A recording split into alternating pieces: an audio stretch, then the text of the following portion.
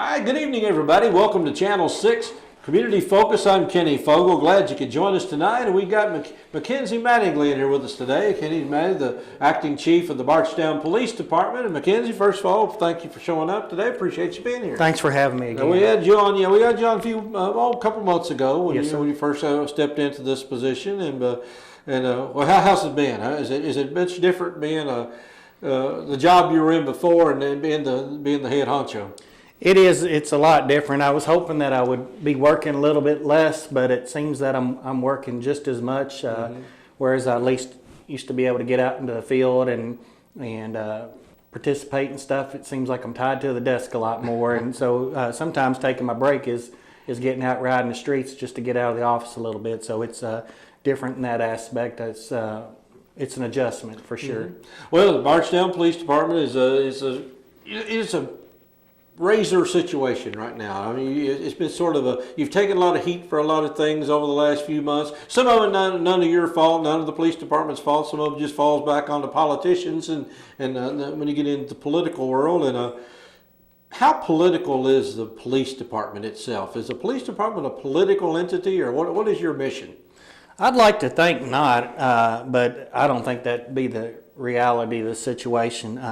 But I like to think that our job is out here to serve the public and enforce the laws, keep peace, and some other smaller things, regardless of who the mayor is or who the judge executive is or anything like that. We got great men and women up there, we always have, and regardless of what's going on in the political scene, they're still coming in day and night, rain or snow, out there in their cars, trying to do the best job they can, being professional police officers. And I would like to say again that I wish that it weren't, but we all have bosses that we answer to, and those bosses answer to other bosses, and sometimes politics does get involved in it. Does this get to be a distraction after a while, or is this something you just have to block out and just continue to do your job as if all this other extraneous stuff wasn't going on? I wish I could block it out, but it is. I don't have those superpower capabilities yet. It is a distraction. It is a distraction. We got lots of things that we need to focus on. We got lots of things that we would like to get busy on and address, and instead, sometimes it seems like we're focused on other things outside of what I believe our core services or missions should be. All right, we'll get into a couple of those things in a minute, but I know the big issue of the day right now is people talking about the media blackout. And I know there's been some changes, or there's some policy in progress as to how to deal with the media, how to deal with releasing information, transparency. So basically, can you tell me a little bit about what's been going on and what you're trying to do now? One of the first things we did is we designated, we asked Officer Shannon Hall if she would be interested in being our public information officer, and she agreed to do that. We've sent her to several schools. We sent her through a 4-day public information officer boot camp in Indianapolis. We've sent her to some other courses. We've had her shadow the Louisville Metro Police Department's public information office for a day. We've actually had her shadow a journalist at one of the news stations in Louisville, trying to get her as much training and experience as we could possibly get her in such a short time before throwing her out, sink or swim situation. And so there's been some trial and error on her part, and we're trying to direct our media relations to her, and we're getting some pushback on that. The media, some of the local media representatives are used to calling the previous chief, texting them, and him responding quite promptly. And I had done that in the past, but it's just not working out real well. It becomes a distraction from all the other duties I have to be so responsive all the time. Is there a danger in telling information, or is there something you'd rather just wait and get the whole story before you release it, or what's the It could be all of those things. There could be situations where it compromises an investigation. There could be situations that I just don't have all the facts. I don't sit over the shoulders of my detectives asking them 100 questions. They have a job to do, which is to investigate a case, and they don't need the pressure of the captain coming in every 5 minutes saying, hey, what's going on here, because the media is calling. They want to know. That's not fair to them. That doesn't help them do a thorough and impartial investigation. They don't need that pressure. And because I don't have those answers, then I really shouldn't be giving out information that may or may not be wholly accurate to the media without the full benefit of the knowledge that the detectives. So I'm trying to give, my officers, my detectives, the space they need to do their job, and at the same time keeping the media informed. And it just didn't seem like it was working out very well. Well, you mentioned Shannon has visited other police departments, and you've worked for other police departments. Yes. Is there a policy that you're trying to emulate, maybe the Louisville Police, Lexington, or some other police department, or how do they operate? Is it more like what they've done in the past here, or is it more structured? Each police department is different in how they handle the media, and Louisville being the largest metropolitan area in the state and the largest police department, and having numerous officers and numerous newspapers and TV stations up there, they deal with the media on a greater level and a much different level day to day than we do. So we're trying to find what works best for us, and as we have operated in the past is not working real well. And obviously there's not a news blackout, or I would not be here. Right. We are not suppressing any information. The news organizations that are coming to us with open records requests, they're still getting everything that they request. I mean, the law regarding open meetings and open records ensures the transparency. We're just not as responsive to their phone calls and text messages maybe as they'd like in the past. Well, I know, just like on today, we're taping today, and there's been several press conferences on the Crystal Rogers case. I mean, you see a lot of information come out of that. The Netherland case, you hear very little.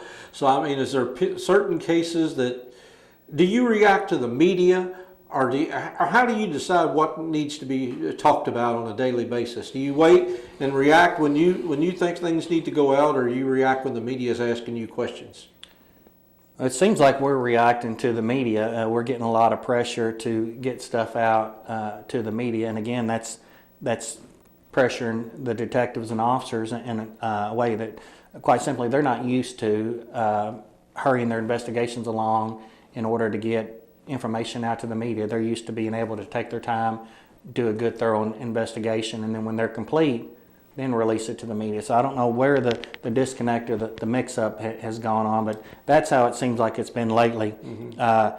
Obviously, the Crystal Rogers case is being handled by the Nelson County Sheriff's Department, and it's a very high profile. High profile is exactly right. You can't drive anywhere and not see a sign, and it's a very high profile case, and they're the news organizations are coming down here from Louisville, as well as our news entities here are getting involved. And obviously the sheriff feels it's important, with it being such a high profile case and at the forefront of people's minds, that he's getting out the information in the form of these press conferences as he's doing. And so I think in that case it's due to the high profile nature. I'm not saying that the Netherland case is not as an equally important case. It is to I think definitely the overall safety of our community. That case is being handled by the state police, and we don't, they do things, again, the state police with their media officers a little bit different than we do stuff, different than the Nelson County Sheriff's. Not that any one person is wrong, but agencies do things differently. So, but at least all I can comment on is for us, it seems like we're having to react to the media right now, mm-hmm. and it's causing some pressure, some undue pressure, I think, on the officers who already have enough on their plates. Well, social media is going to Facebook. I mean, I know you had a Facebook page. You took it down. I mean, there's a question about who is administering the Facebook page. I'm glad you brought that up. We talked to several members of the media about it. I told them the reason for it, and I don't know if they weren't satisfied with that, but the Facebook page was brought to my attention again. Officer Hall was administering that as part of her duties as the public information officer, and we have had several members of the department that had departed recently, and they were involved with the Facebook page. I asked Officer Hall, I said, has the password been changed since these members left the department? She said, no. I think that it's important, if that's the Bardstown Police Department Facebook page, that we should be able to ensure that only members of the department have access to it. Mm-hmm. And I think the easiest way to do that is to change the password. So I directed her to change the password on the Facebook page.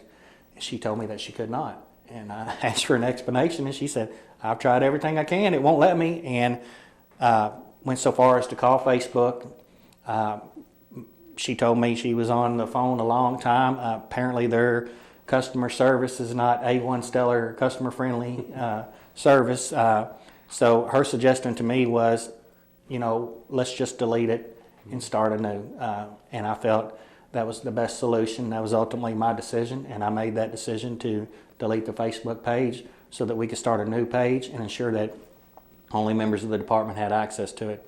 So we did that, and then within a week, the page got taken down by Facebook. My understanding of it is they think it's a fake page, so they don't believe it's really us. So I don't know what's going on. She's working with Detective Woodson on that. He has a lot of IT knowledge and very computer savvy, and they've been working together. And my understanding is that they're trying to get past that with Facebook to validate that it is a bona fide page and it's really us. And my understanding is that's in the works. So. Okay.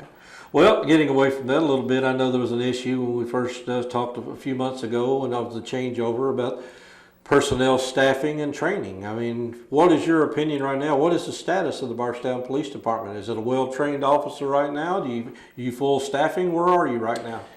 We're at 25 officers, and we have an authorized strength of 27, so we're down 2 officers. I'm glad you asked this because we're pretty proud of this fact.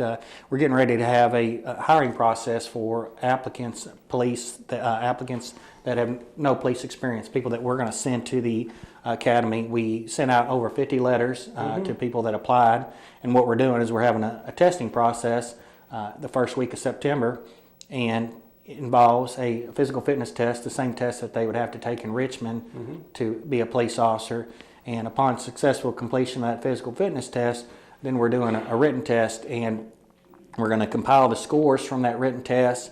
And we haven't really got into the second step because we're focused on this first step, but eventually what we want to do is we want to come away with a working list of people that we can have to fill vacancies over the next year. The police department, and we're not alone in this, oftentimes is behind the curve. An officer leaves, and then we're down, and then we're scurrying around trying to find a replacement. And a lot of departments are like that.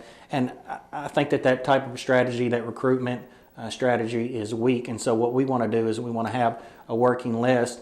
So if we have 4 vacancies over the next year, we got a working list of 15 people, because sometimes people take other jobs as they're waiting. They're not sitting around waiting for the Bardstown police to call. And so we have a list to go down of people that we've somewhat vetted, so that when we send them to Richmond, we know that they're going to pass those tests. There's a battery test they have to go through. They have to go through a psychological suitability screener. They have to go through a physical fitness test. They have to take a polygraph test.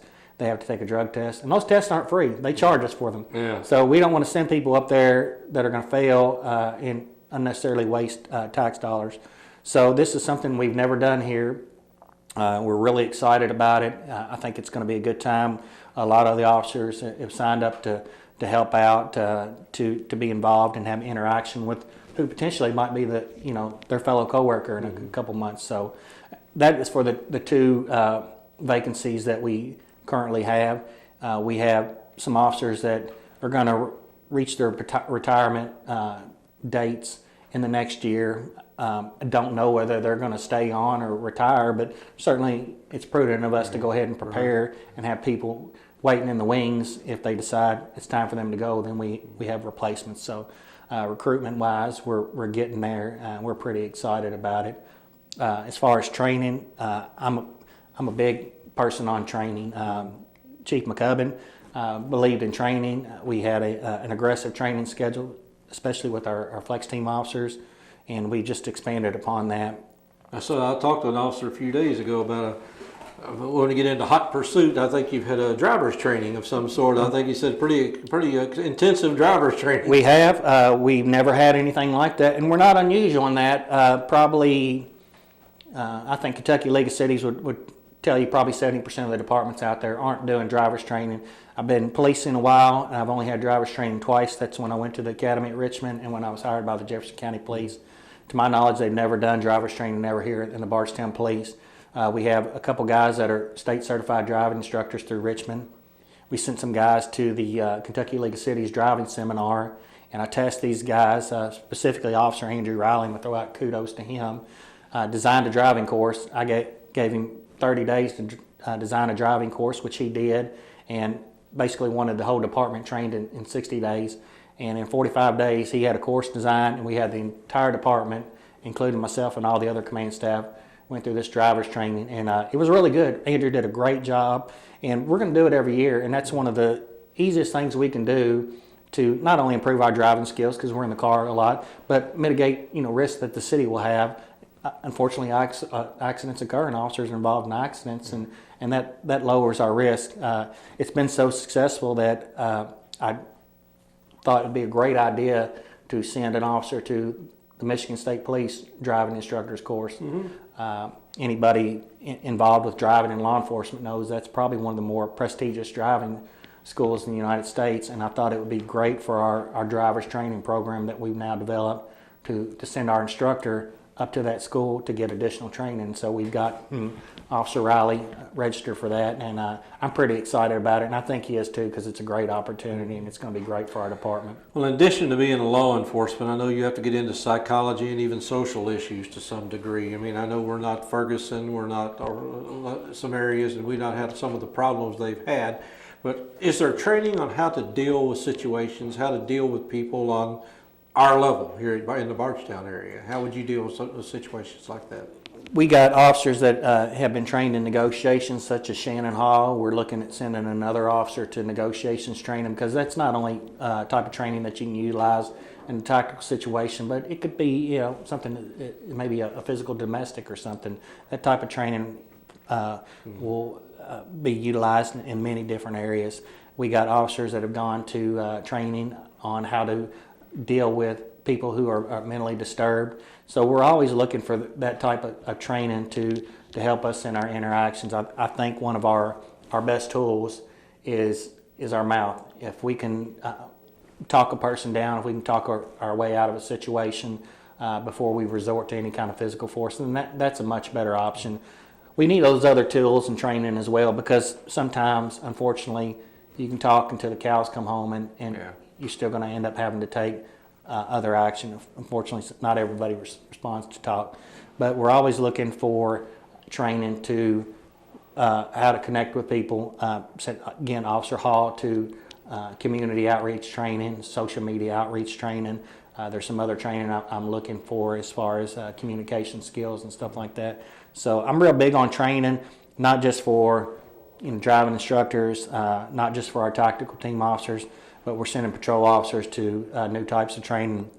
We're sending our detectives to new types of training that they haven't had, interview skills, and other types of investigative courses.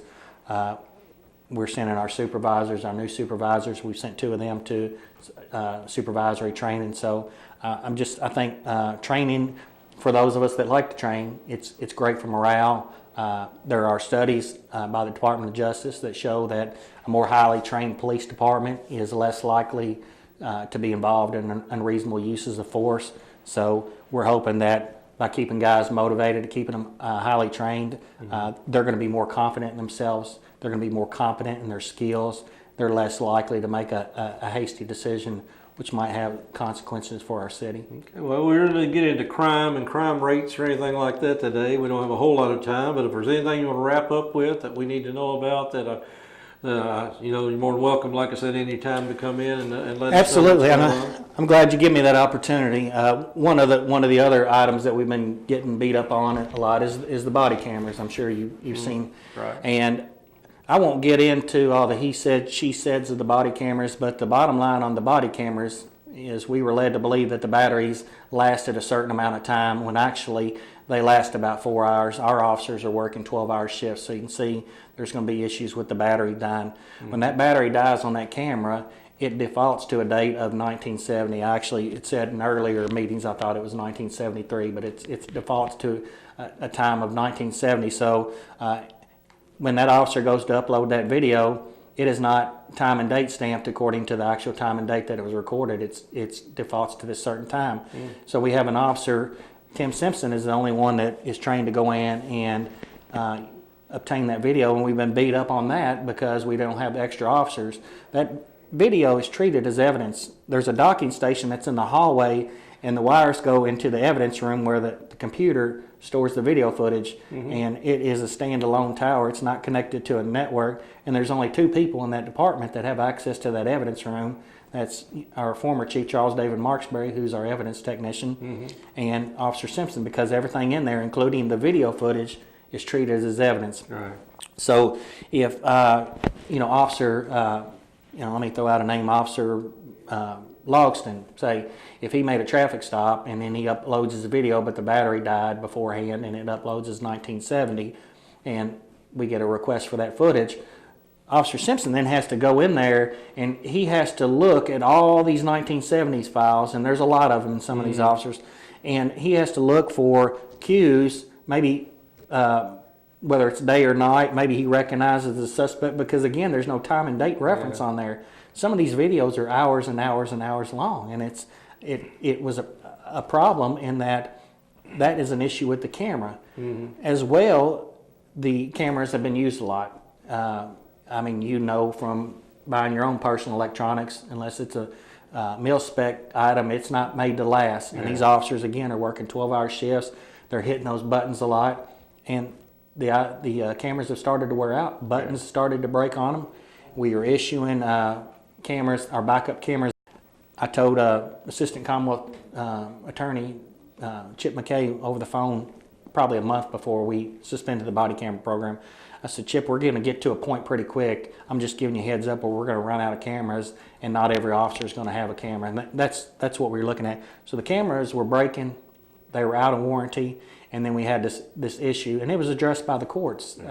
And we didn't have a way to fix that, because that is an issue inherent with the cameras, not anything we were doing. Rather, continuing to generate footage that we're going to have trouble obtaining, and continue to have cameras break to where not everybody had a camera, we decided it was best to suspend the camera program, and let's look for a camera system that is going to meet our needs, and that's what we're doing now. Well, Chief, we appreciate you being here today. I know you're busy, and then, like I said, I know there's a lot of heat in the job, which you expected when you got there, and but we do appreciate what you're doing. We appreciate. We'd be remiss to say that we could live without the police force in Bardstown. We certainly appreciate what you're doing, putting your life on the line every day when you go out. So thank you for coming in here and talking. Thank you for having us again. Appreciate it. Chief Mackenzie Mattingly with the Bardstown Police Department, and we'll have you back in with ever you need anything else going on. But like I said, we try to stay up to date on what's going on in the Bardstown, Nelson County area, and we hope we provide you some informative information. So stick around, a lot more to come here on Community Focus. We'll be back in just a few minutes.